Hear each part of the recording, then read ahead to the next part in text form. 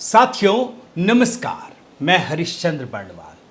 आज मैं आपके सामने दो महत्वपूर्ण खबरों की चर्चा करूंगा और ये दोनों दोस्तों इतनी बड़ी खबर है जो आप सोच भी नहीं सकते, लेकिन मेन स्ट्रीम मीडिया में इन खबरों को उतनी जगह नहीं दी गई जितनी दी जानी चाहिए थी। ये दोनों बहुत बड़ी खबरें हैं दोस्तों। पहले आपको मैं सिर्फ एक झलक दिखला दे रहा हूं ये दोनों खबर क्या है। पहली खबर तो ये है कि राहुल गांधी ने अपने सरकारी बंगले को खाली करना शुरू कर दिया है। जो सामान है ना उसकी शिफ्टिंग शुरू हो गई है।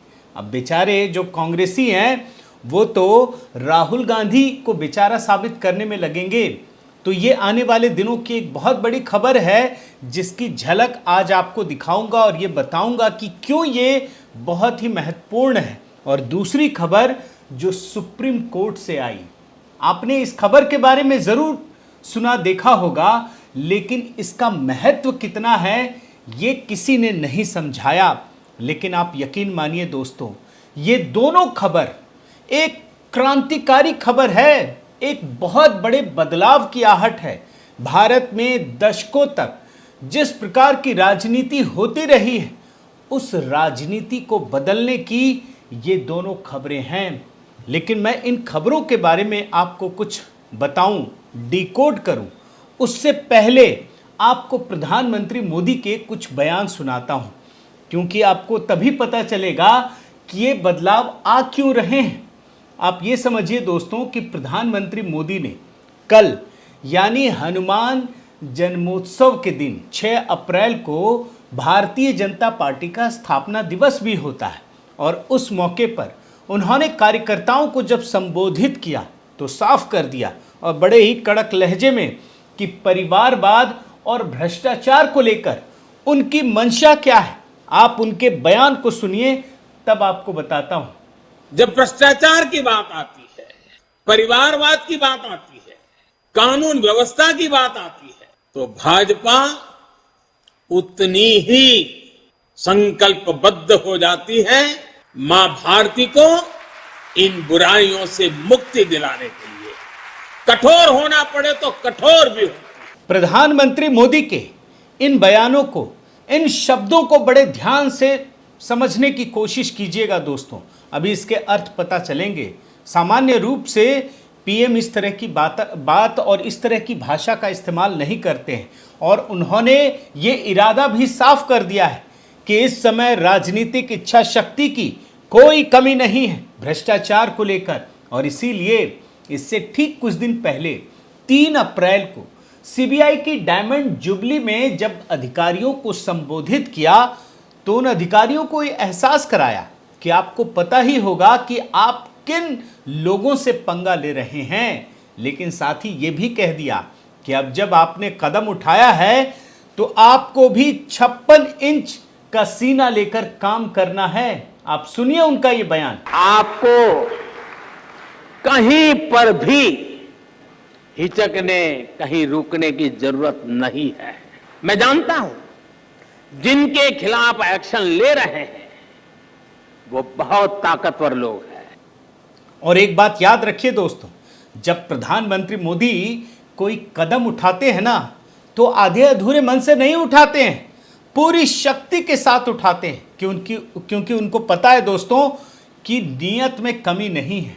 वो ठीक इरादे के साथ काम कर रहे हैं, वो भ्रष्टाचारियों के खिलाफ काम कर रहे हैं, और इसी वजह से उन्होंने इन अधिकारियों के विश्वास को कम नहीं होने दिया, पूरा आत्मविश्वास बढ़ाया। आप ये भी सुनिए। ये लोग आपका ध्यान भटकाते रहेंगे, लेकिन आपको अपने काम पर फोकस रखना है।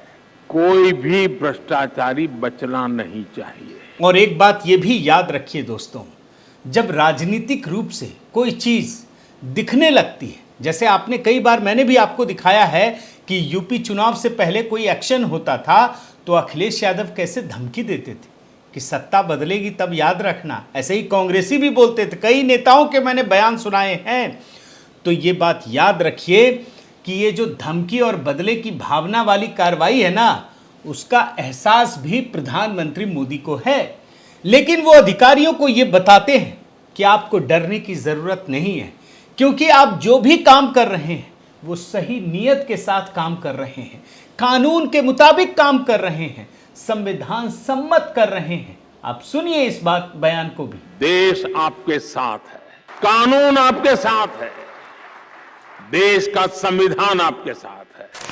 अब आप समझ गए होंगे दोस्तों कि भ्रष्टाचार को लेकर प्रधानमंत्री मोदी किस नीयत के साथ चल रहे हैं, उनकी मंशा क्या है। जो 2019 में उन्होंने चुनावी वादे किए थे ना, अब उसको मतलब लागू करने का समय आ गया है, क्योंकि उनको भी तो हिसाब देना होगा ना, और आम जनता क्या चाहती है ये तो वो बता चुके हैं। जाहिर है भ्रष्टाचार में फंसे 14 विपक्षी दलों के नेता सुप्रीम कोर्ट पहुंच गए और वहां सर्वोच्च अदालत से कहने लगे कि मिलोड हमें बचा दो, हमें बचाओ, देखो ये क्या हो रहा है। और सुप्रीम कोर्ट के सामने देश की जो 14 पार्टियां, विपक्षी पार्टियां गुहार लगाने गई थी, वो कौन कौन थी ये भी आप नाम सुन लीजिए। इसमें कांग्रेस, आम आदमी पार्टी, समाजवादी पार्टी, नेशनल कॉन्फ्रेंस, शिवसेना उद्धव गुट, RJD, BRS, DMK, Trinamool Congress, Jharkhand Mukti Morcha, वामपंथी दल शामिल थे। मतलब कोई भी ऐसी विपक्षी पार्टी जिसके खिलाफ भ्रष्टाचार के गंभीर आरोप लगे हैं, वो सब के सब शामिल हैं। अब वो क्यों गए, कैसे गए, ये समझने में कोई रॉकेट साइंस तो है नहीं, लेकिन आगे की खबर देखिए, क्योंकि भ्रष्टाचार में लिप्त ये नेता और ये पार्टियां, इनकी हालत ऐसी हो गई कि आसमान से गिरे और खजूर में अटक गए, खजूर के पेड़ पर अटक गए। क्योंकि सुप्रीम कोर्ट ने पहले तो ये कहा कि आप विशेष छूट क्यों मांग रहे हैं। इन पार्टियों से सवाल पूछा, नेताओं से पूछा कि आपको ये छूट क्यों चाहिए, और ये भी कहा कि आपको भी तो उतना ही अधिकार मिला है ना जितना एक नागरिक को मिला है। सुप्रीम कोर्ट ने बहुत सारी बातें कही दोस्तों, शायद ये ठीक से मेन स्ट्रीम मीडिया ने दिखाया नहीं। और ये भ्रष्टाचार एक बहुत बड़ा मुद्दा है इस देश के लिए, सबसे बड़ा आंदोलन खड़ा हुआ था, और ये वो भी पार्टी शामिल है जिसने खड़ा किया था। सुप्रीम कोर्ट ने कहा कि जब राजनीतिक दल के नेता को इस देश में आम नागरिकों के समान ही अधिकार है, तो फिर उनके लिए अलग से नियम क्यों बनाए जाएं? ये संविधान की मूल भावना के खिलाफ है, ये लोकतंत्र की व्यवस्था के खिलाफ है। और इसके बाद जानते हैं सुप्रीम कोर्ट ने क्या कहा। सुप्रीम कोर्ट ने बड़ी अच्छी बात कही। उन्होंने कहा कि आप व्यक्तिगत मामले लाइए। आप जो ये बड़ा स्पेशल चाहते हैं ना कि नेताओं के लिए स्पेशल कानून हो, ऐसा तो हो नहीं सकता। तो आप व्यक्तिगत मामले लाइए, फिर हम उसकी सुनवाई करेंगे, हम देखेंगे। अब देखिए मज़ेदार चीज़ जो मैं आपको कह रहा था ना कि आसमान से गिरे और खजूर के पेड़ पर अटक गए, उसकी कहानी आपको बता रहा हूँ। केजरीवाल की कहानी बताना बहुत ज़रूरी है, क्योंकि ये वही केजरीवाल है दोस्तों जिन्होंने भ्रष्टाचार के खिलाफ सबसे बड़ा आंदोलन किया था। और इसके अलावा जो ये 13 पार्टियां जो इनके साथ गई थी ना, हर किसी के खिलाफ सबूतों का पोटला लेके घूमते थे, सीबीआई जांच की मांग करते थे, कहते थे सरकार बनेगी तो सबको जेल भेज देंगे, जेल ठूंस देंगे, नाम लेते थे। ये व्यक्ति आज उन्हीं लोगों के साथ खड़ा हो गया है।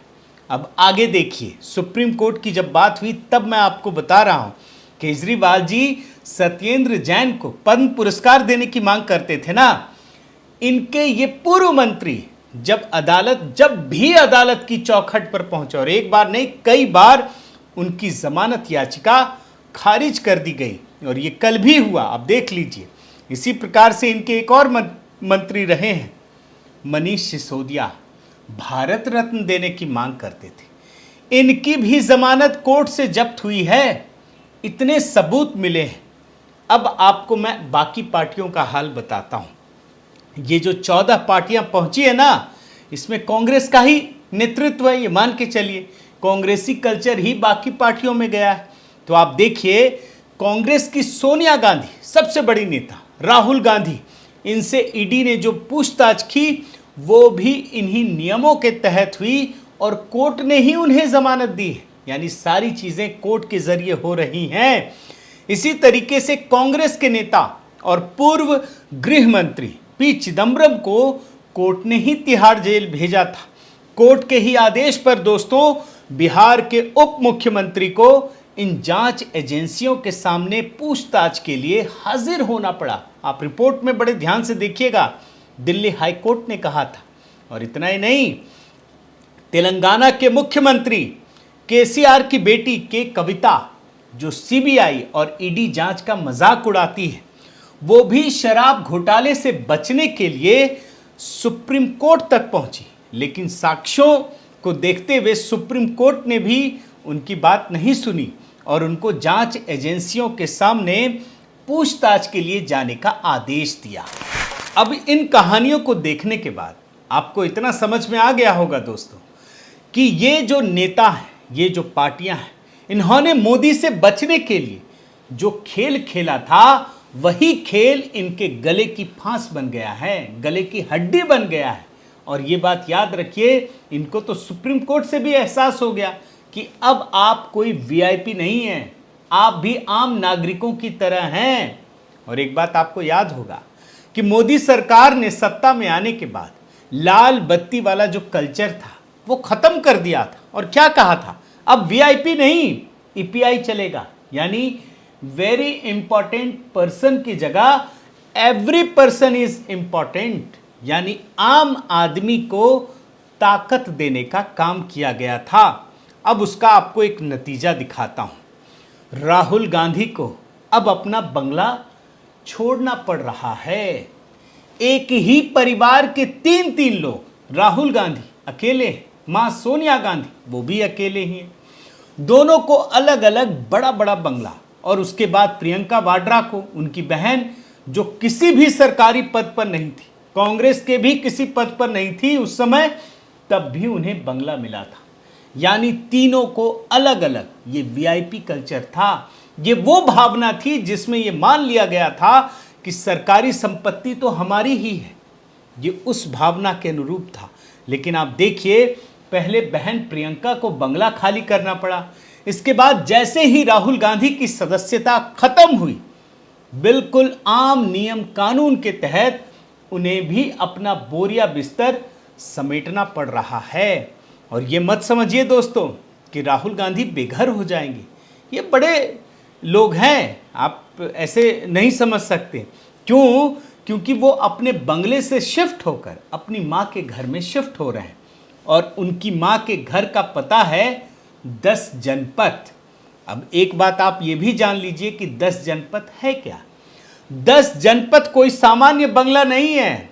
इस देश का प्रधानमंत्री, नरेंद्र मोदी भूल जाइए, कोई भी हो, इस देश का प्रधानमंत्री जिस आवास पर रहता है, 7 लोक कल्याणकारी मार्ग, 7 लोक कल्याण मार्ग, उससे बड़ा है 10 जनपथ का बंगला। और आप रिपोर्ट में देखिए, जो प्रधानमंत्री का आवास है 7 लोक कल्याण मार्ग, वो 14,101 वर्ग मीटर में बना है। जबकि सोनिया गांधी का बंगला जो 10 जनपथ है, वो 15,181 वर्ग मीटर में बना है। यानी 1,000 वर्ग मीटर बड़ा है, प्रधानमंत्री के बंगले से बड़ा है। ये बात आप ध्यान रखिए। और ये जो 10 जनपथ है ना, इसमें लाल बहादुर शास्त्री जब प्रधानमंत्री बने थे तब वो यहीं रहते थे। इंदिरा गांधी के हत्या के बाद राजीव गांधी का परिवार 10 जनपथ में रह रहा है और तब से ये परिवार इसी में रह रहा है। यानी आप कल्पना कीजिए, 1984 से प्रधानमंत्री का परिवार जो कुछ भी नहीं था, अगर राजीव गांधी के कार्यकाल को हटा दें तो उसके बाद ये परिवार क्या था, लेकिन ये परिवार तब से इसी में रह रहा है और इसी बंगले के पीछे कांग्रेस का मुख्यालय है। लेकिन आज के दिन में वो सारी परिस्थितियां बदलती चली जा रही हैं।